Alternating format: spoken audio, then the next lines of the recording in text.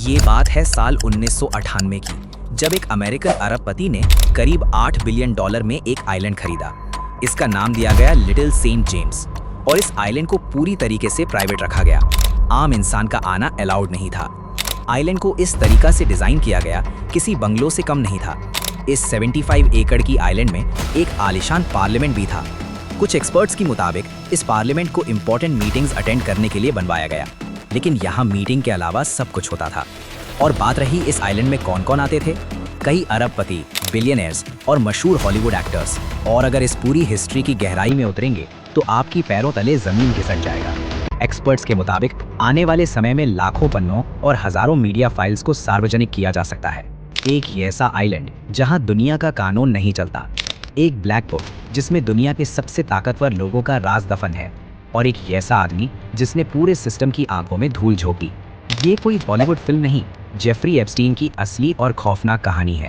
लेकिन ये वीडियो सिर्फ एक जुर्म की दास्तान नहीं है, ये हमारे सिस्टम की नाकामी का सबसे बड़ा सबूत है। आज हम एप्स्टीन फाइल्स की उन गहराइयों में उतरेंगे जहां बड़े बड़े नाम दबे हुए हैं।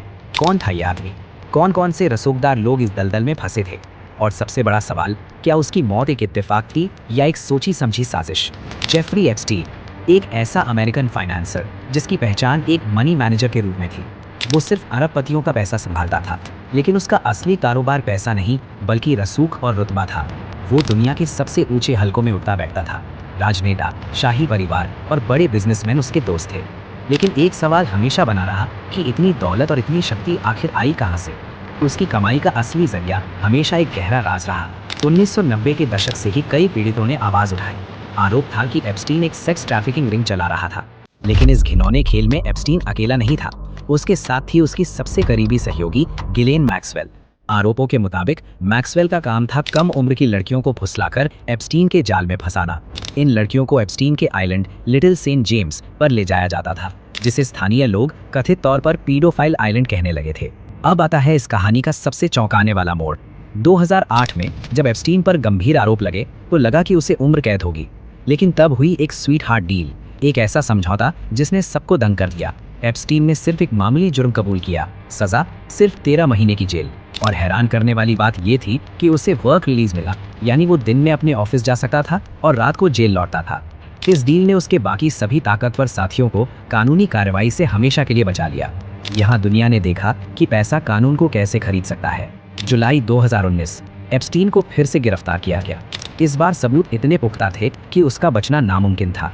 लेकिन मुकदमे की सुनवाई शुरू होने से पहले ही 10 अगस्त 2019 को एप्स्टीन अपनी जेल की कोठरी में मृत पाया गया। सरकारी रिपोर्ट ने इसे आत्महत्या करार दिया। लेकिन सवाल आज भी बरकरार है, उस रात जेल के कैमरे अचानक खराब कैसे हो गए, सुरक्षा गार्ड ड्यूटी के दौरान सो कैसे गए, उसके साथ रहने वाले कैदी को एक दिन पहले ही वहां से क्यों हटाया गया। एप्स्टीन मर गया, लेकिन अपने साथ उन राजों को ले गया जो दुनिया के कई बड़े चेहरों को बेनकाब कर सकते थे। अब बात करते हैं उन फाइल्स की जो आज पूरी दुनिया में चर्चा का विषय है।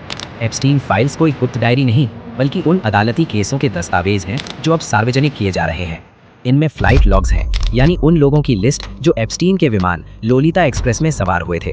इसमें गवाहों के बयान और कई संपर्कों की जानकारी है। इन दस्तावेजों में कुछ सार्वजनिक हस्तियों के नाम सामने आए हैं, जिनमें बिल क्लिंटन और प्रिंस एंड्रू भी शामिल हैं। हालांकि सभी पर किसी भी तरह का अपराध सिद्ध नहीं हुआ है। कुछ लोग वहां सिर्फ सामाजिक मेलजोल के लिए गए थे, तो कुछ पर बेहद गंभीर आरोप लगे हैं। सिस्टम पर यह सवाल आज भी खड़ा है कि ये संबंध आखिर किस हद तक गहरे थे। ये केस हमें क्या सिखाता है? पहला, कि सत्ता और पैसे के दम पर पीड़ितों की आवाज को सालों तक दबाया जा सकता है। दूसरा, कि न्याय की देवी की आंखों पर पट्टी हो सकती है, लेकिन सच एक ना एक दिन बाहर जरूर आता है। एप्स्टीन भले ही चला गया, लेकिन इंसाफ की लड़ाई अभी अधूरी है। उसके कई साथी आज भी आजाद हैं और कई फाइल्स का खुलना अभी बाकी है। जेफरी एप्स्टीन का मामला सिर्फ एक जुर्म की कहानी नहीं, एक चेतावनी है। क्या आपको लगता है कि पूरा सच कभी सामने आ पाएगा, या फिर रसूखदार लोग एक बार फिर सच को दबा देंगे? अपनी राय कमेंट में जरूर बताएं। अगर ये जानकारी जरूरी लगी हो तो वीडियो को शेयर करें। मिलते हैं अगले वीडियो में।